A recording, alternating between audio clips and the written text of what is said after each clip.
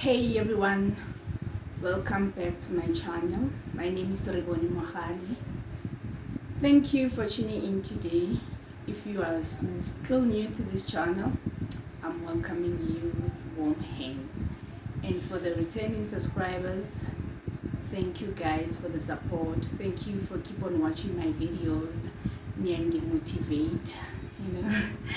This thing keeps on telling me to keep on doing these videos. If you keep on watching, I'll keep on posting. And for those of you who are new to this channel, please don't forget to subscribe before you leave out of my channel, okay? Subscribe, share, and like this video, and I promise that you won't regret. Guys, subscribing doesn't cost a thing. It doesn't cost even a cent. It's just a little bit of your moment. Just click on the subscribe button. Done. You can add by pressing the notification button so that YouTube can notify you whenever I upload videos. You see, that's easy, simple. For mahala nje, mahala. Okay, let's get on today's video, guys. Today we are going to talk about how I became blind. I know that there are people who knows me, like who are asking themselves every day, what happened? Was I born like this? Did I had an accident before? Like, they are wondering. And even those who doesn't know me, you guys who keeps on watching my video, I know that you want to know, okay? And it. So today I'm going to share my story on what happened.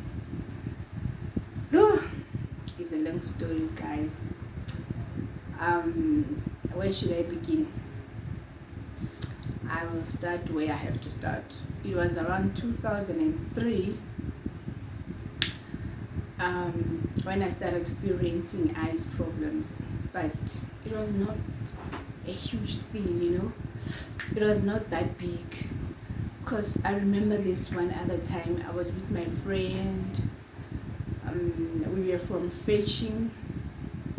Hey, I think it's her nephew, something like that, from the crèche, yeah. And then when we were about to cross the street, the car just passed by, and I don't know what happened, but I felt a little bit of a stone in my right eye. Yeah, it was my right eye. On my right eye. It hurt so bad. I started crying, my friend blew my eye, trying to take it out, that stone out of my eye, but nothing happened. I cried and I ran home. When I arrived at home, my mom looked at my eye and said, no, it wasn't a stone, it was just a sore. You are just having a reddish spot on your eye. It will just go away when time goes. Okay, then that day ended, then it was tomorrow, then I was okay, that thing was gone, like for real. Since then, like after that time, when I went to school, I wasn't able to see properly on the chalkboard.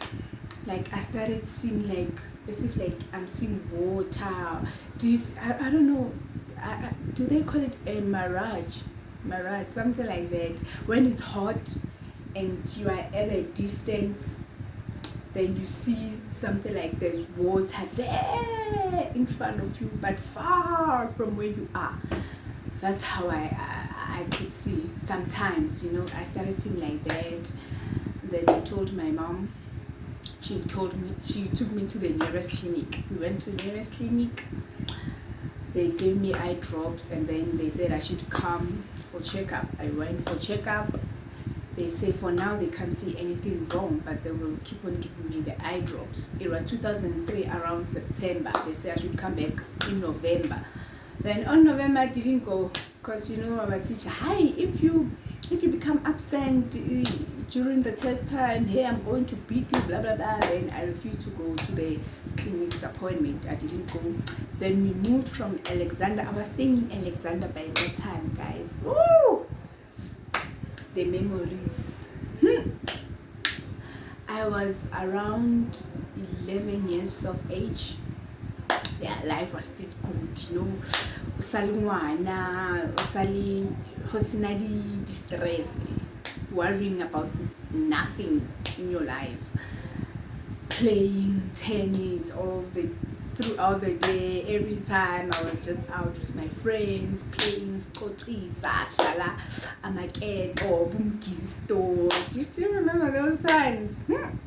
I don't think the 2000s do those things. Okay, then in 2004 we moved to Mpumalanga. We stayed there.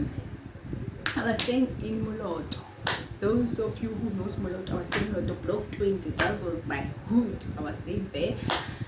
I went to school.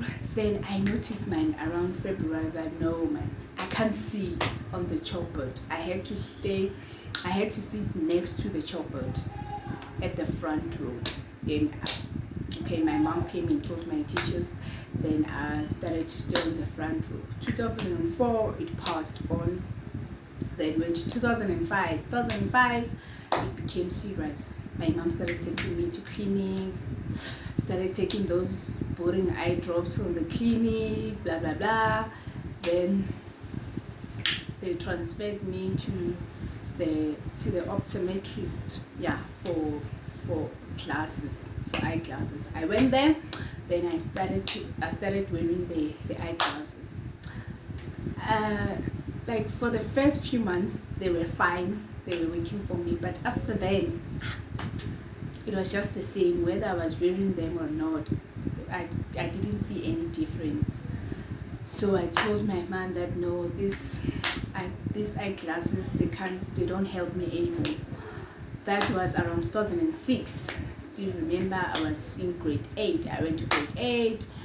Then I had to go and change those glasses. The doctor said no, you know, my eyes keeps on worsening, and so he prefers to transfer me to another optometrist who thinks he can do better than he do. Okay, they transferred me to another optometrist in Hammanskraal. I still remember.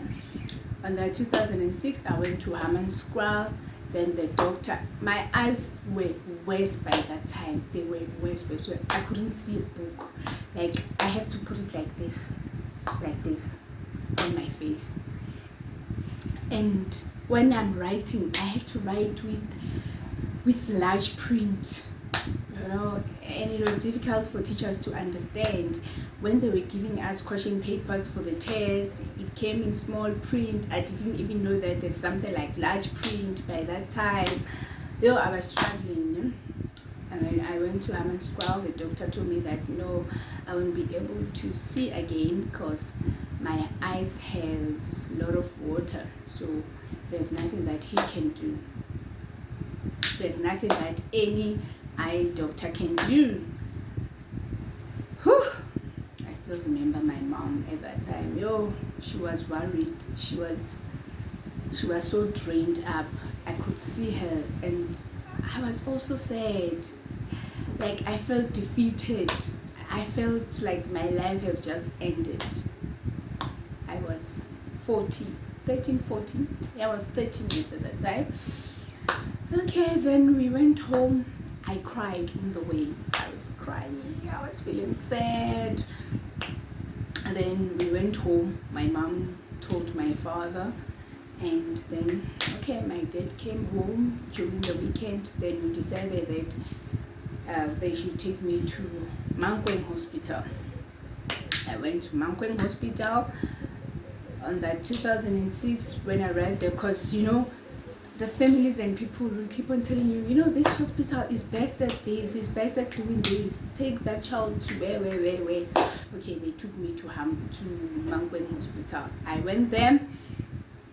When I got there, okay, I started taking treatment.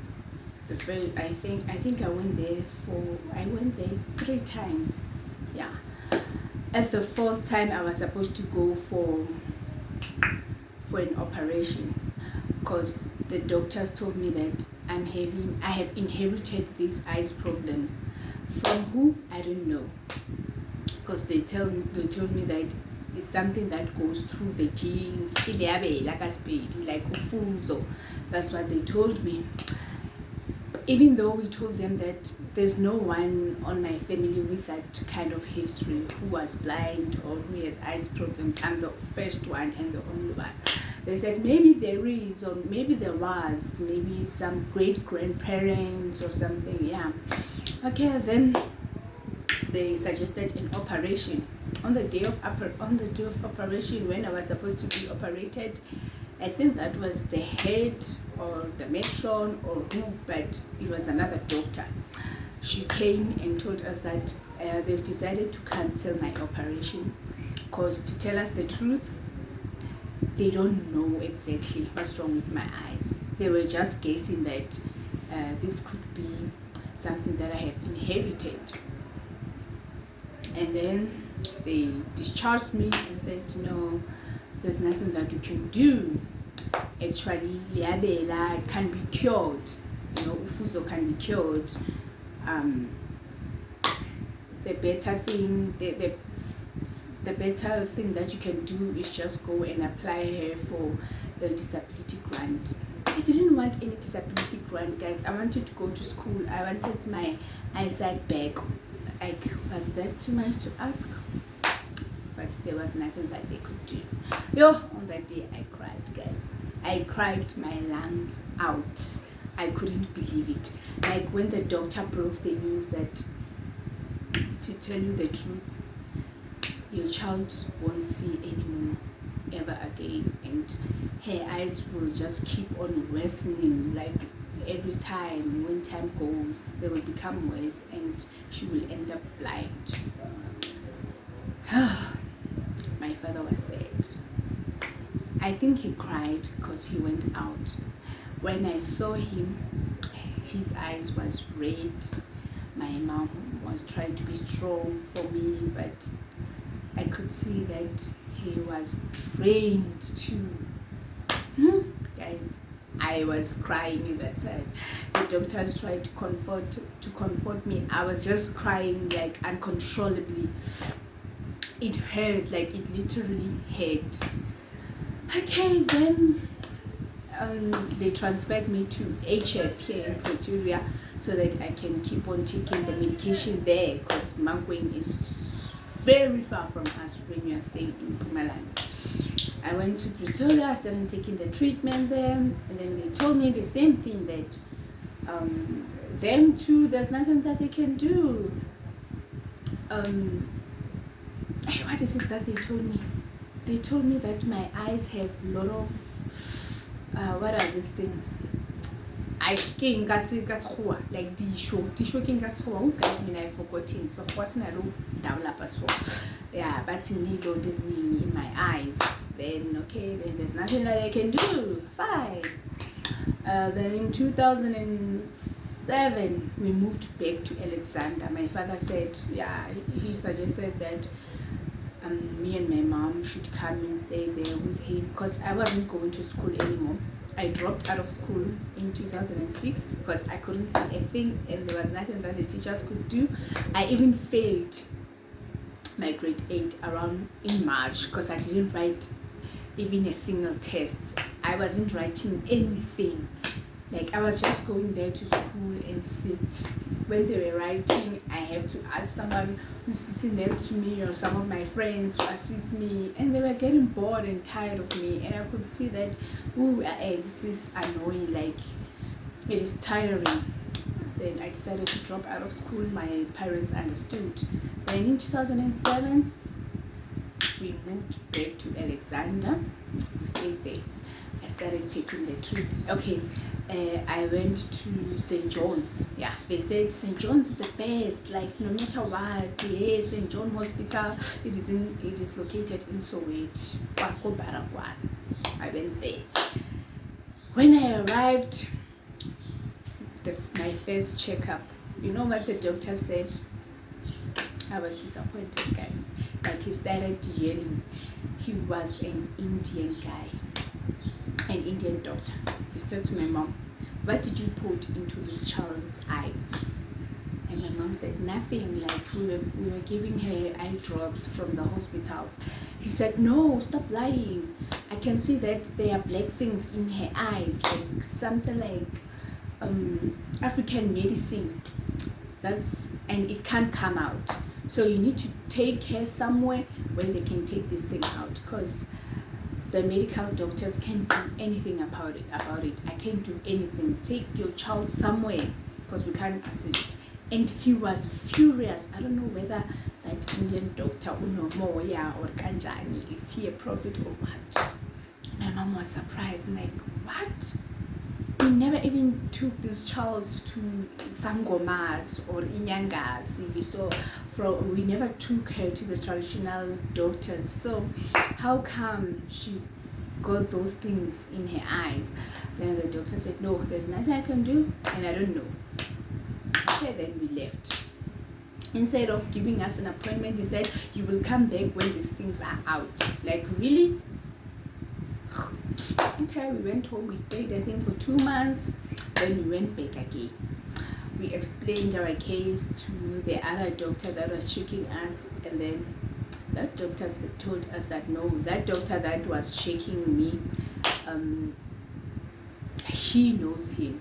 I think he has some spiritual powers or whatever.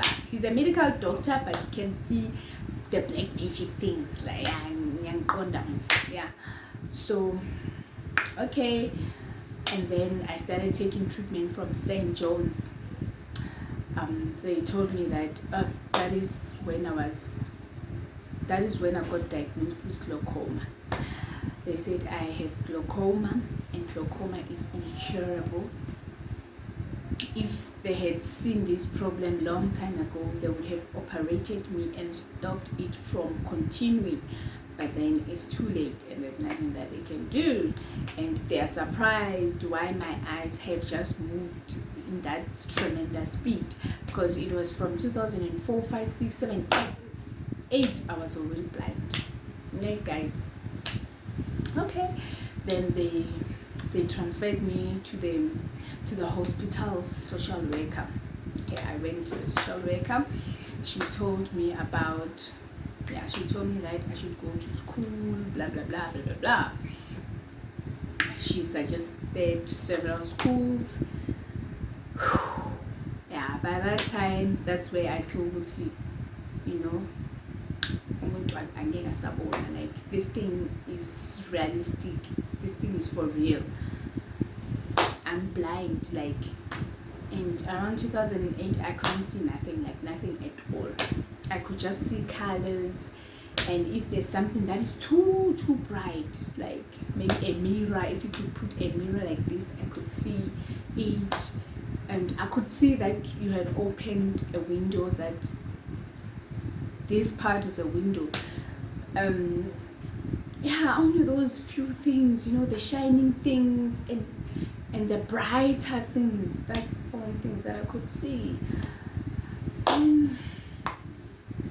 On that 2008, there was this thing in Alexander. I think it had just came into fashion. They said, okay, I don't want to call it by name because it will be like Dimoshama business abantu. Then we were going there. It's like a machine. You sleep on it. They're saying it will cure if you have something on your body. It can even open your veins or whatever. I went there. My mom asked me if I want to go to school or I want to take that treatment and give it a try. I said, no, I don't even want to go to school. I want to give it a try. Who knows? Maybe I might see. I started taking that treatment. We were going there every single day. My mom wasn't working, so she took me there every single day. We went there, and there were long queues. We would sleep on the bed, and like in our corner, it has 4 balls on the left, 4 balls on the right, and a middle ball inside. You sleep on it, like, we keep on changing the position. Put it on your waist, on your back, on your neck. on your shoulders for some few minutes. I think we were taking it for 20 minutes or 30. I've forgotten, somewhere there. And then 2009, I told my mom I want to go to school. We applied in Sibonile school. Then I went to school. On my first day, when my mom was leaving me, Sibonile is a boarding school. When my mom was leaving me there, yo guys, I wanted to cry. And I was like, really? Is it fine? Like, am I really blind? Like, am I here? Like, andiboni ndizohlala apha. I had to accept the situation, guys, so that I can be able to move on with my life. And I accepted the situation. No, I've learned to live with it. I know that there's nothing that any doctor could do.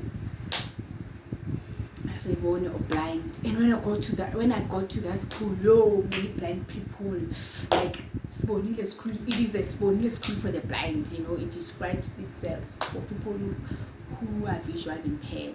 So, and I got encouraged when I find other children there, even though I was an older one, but there were those who were at the same age with me. Yeah, then I started grade 8 from scratch, because remember I left grade 8 in 2006. Then in 2009, that's when I went back to school, like doing grade 8 from scratch. I did grade 8, I went to Philadelphia, I did my grade 9 to grade 12, until grade 12 to 2013, I was matriculating. Here I am today, guys. You know, this is my story. It's so painful, but I don't feel any pains anymore. I think it's because of I have grown, like I'm matured now. I'm not saying that me being blind doesn't hurt me at all. It does sometimes, especially when I want to go somewhere, or when I want to just go shopping on my own without any escort. You know, those memories comes back that, yo guys, if I was able to see, I would just take a bath and leave on my own, you know. But then every time I have to be with someone, and if I go to the mall or a complex, it has to be a place that I know if I want to go alone. So yeah, I know that it hurts, and I know that there's someone who's on that journey right now as we speak. They have told her or him that they won't see again, and like, she's confused, he's confused, he's mad at everyone, he's mad at the world. Like, you end up feeling like as if like the world owes you. But you just have to learn to live with the situation so that you can live and move on with your life. Because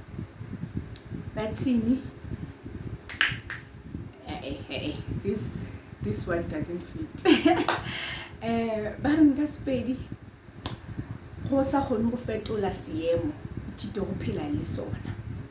If you can't change the situation, then try to live with it so that you can survive. So guys, please don't forget to subscribe, like and share this video. Till we meet again, guys. I love you. Bye.